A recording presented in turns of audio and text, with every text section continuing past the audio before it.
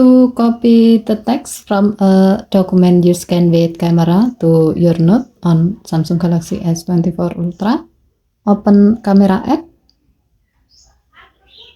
prepare your document, and then point your camera to the document to let the camera detect the document and automatically scan it for you.